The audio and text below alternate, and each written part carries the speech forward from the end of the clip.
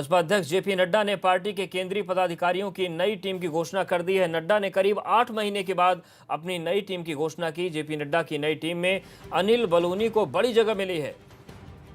बलूनी को मुख्य प्रवक्ता की जिम्मेदारी दी गई है, साथ ही वो मीडिया इंचार्ज भी बने रहेंगे। भाजपा के इतिहास में अरुण जेटली और रविशंकर प्रसाद के बाद मीडिया प्रभारी और मुख्य प्रवक्ता बनने वाले बलूनी तीसरे शख्स हैं, जिससे आप उनके कद का अंदाजा लगा सकते हैं। इसके साथ ही साथ बलूनी उत्तराखंड से राज्यसभा सांसद भी हैं। इन दिनों वो उत्तराखंड के विकास के लिए काफी प्रयास भी कर रहे हैं। पलायन के मुद्दे पर बलूनी ने बड़ी मुहिम शुरू की, साथ ही वो जनहित के मुद्दे पर जोर शोर से मसले उठाते रहते हैं। तो बलूनी का कद और बड़ा है। जो केंद्रीय आला कमान है, उन्होंने उनके कद को बड़ा किया है। जेपी नड्डा की नई टीम में अनिल बलूनी को बड़ी जगह मिली है। अनिल बलूनी को मुख्य प्रवक्ता की जिम्मेदारी दी गई, साथ ही वो मीडिया इंचार्ज बने रहेंगे।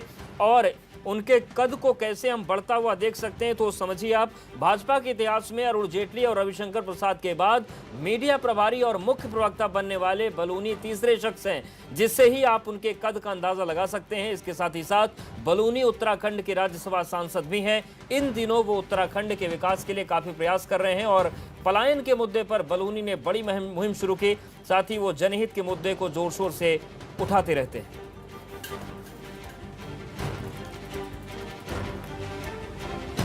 तो डॉपलर रडार के मसले पर रक्षा मंत्री से लगातार बात कर रहे हैं। वो मानते हैं कि डॉपलर रडार उत्तराखंड में ही लगना चाहिए। पिथौरागढ़ के ड्राइवर परिवार की उन्होंने मदद की। पलायन को रोकने के लिए एक बड़ी मुहिम अनिल बलूनी चला रहे हैं और इन्हीं तमाम चीज़ों को देखते हुए लगातार संगठन में अनिल बलूनी का कद बढ़ रहा है। उत्तराखंड से राज्यसभा सांसद हैं। पलायन के मुद्दे पर एक बड़ी मुहिम उन्होंने छेड़ रखी है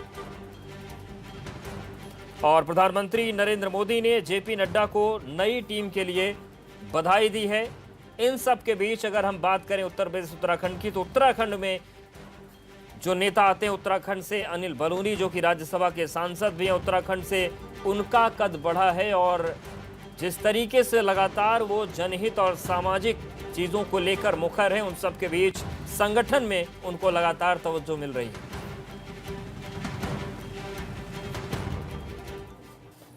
आरटीआई से मिली जानकारी में एक चौंकाने वाली बात सामने आई है। देहरादून जिले से ही 55 पुलिस जवानों ने पुलिस की नौकरी छोड़ी है। यानी कि ये कहा जा सकता है कि खाकी से जवान परेशान चल रहे हैं, पुलिस की नौकरी छोड़कर दूसरे ऑप्शन की तलाश कर रहे हैं। मगर बड़ा सवाल यह है कि क्या पुलिस की नौकरी में प्रेशर ज्यादा है? एबीपी गंगा ने पुलिस की नौकरी छोड़ने वाले कुछ लोगों से बात की तो पता चला कि कई तरह की समस्याओं के चलते उन्होंने कदम उठाया, जिसमें से 24 घंटे ड्यूटी के दबाव भी शामिल।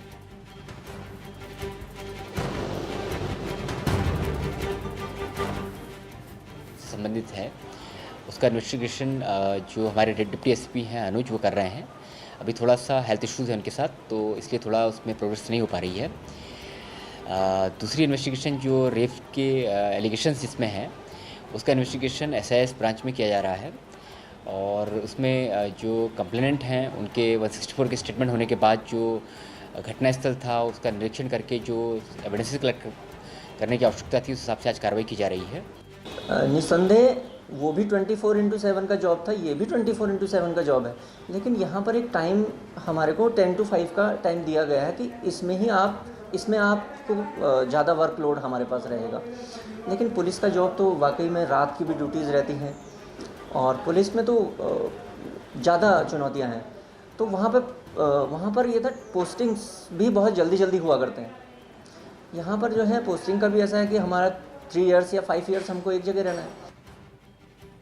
और रुद्रप्रयाग में मुख्य विकास भवन कार्यालय के सामने ही जमीन पर कब्जा किया गया है। कुछ लोगों ने जिला विकास अधिकारी के नाम की जमीन कब्जा कर निर्माण कार्य भी शुरू कर दिया है और सामने विकास भवन में बैठे अधिकारी दर्शक बनकर तमाशा देख रहे हैं। आरोप है कि यह सब तहसील से कुछ अधिकारियों की शह पर हो रहा है।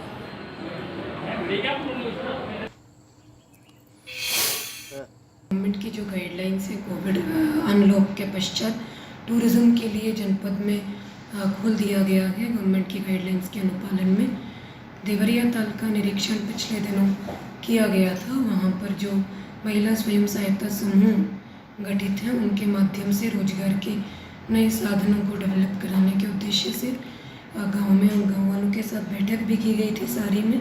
वहाँ पर्यटन विभाग के माध्यम से उसको होम स्टे विलेज के रूप में भी सारी गांव को चयनित किया गया है और सारी को एग्रीकल्चर डिपार्टमेंट के माध्यम से इंटीग्रेटेड मॉडल विलेज के रूप में भी चयनित किया गया है।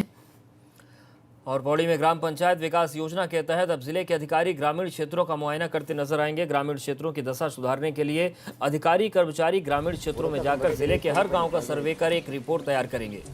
इसके जरिए 2021-22 के लिए ग्राम पंचायत विकास योजना को रिपोर्ट के आधार पर पूरी प्लानिंग के साथ धरातल पर उतारा जाएगा। ग्रामीण क्षेत्रों में होने जा रहा ये सर्वे 2 अक्टूबर से शुरू हो जाएगा, जो कि इस साल के दिसंबर तक चलेगा। और इस पूरे दौरे में सर्वे करके अधिकारी गाँव की समस्या के अनुरूप ही गाँव के विकास परख योजनाओं की रिपोर्ट तैयार करेंगे। ग्राम पंचायत विकास योजना के अंतर्गत सबकी योजना सबका विकास 2020 कार्यक्रम के अंतर्गत एक कार्यशाला यहाँ पर आयोजित की गई थी और इसमें जितने भी हमारे लाइन डिपार्टमेंट्स हैं उन्होंने पार्टिसिपेट किया, हमारे जितने भी पीडीओज हैं उन्होंने भी पार्टिसिपेट किया।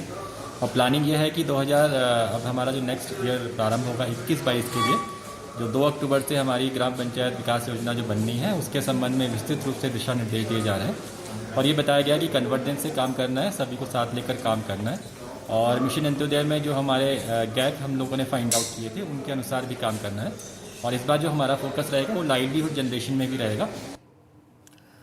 श्रीनगर में 7 महीने से बंद पड़े नेशनल हाईवे 58 के जल्द खोलने की उम्मीद है। 8 अक्टूबर तक मार्ग को खोलने की तैयारी है। एनएच के अधिकारियों का कहना है कि मार्ग को खोलने के लिए तेजी से काम जारी है। इससे पहले 9 सितंबर तक मार्ग खोलने की बात कही गई थी, मगर मार्ग खुल नहीं सका था।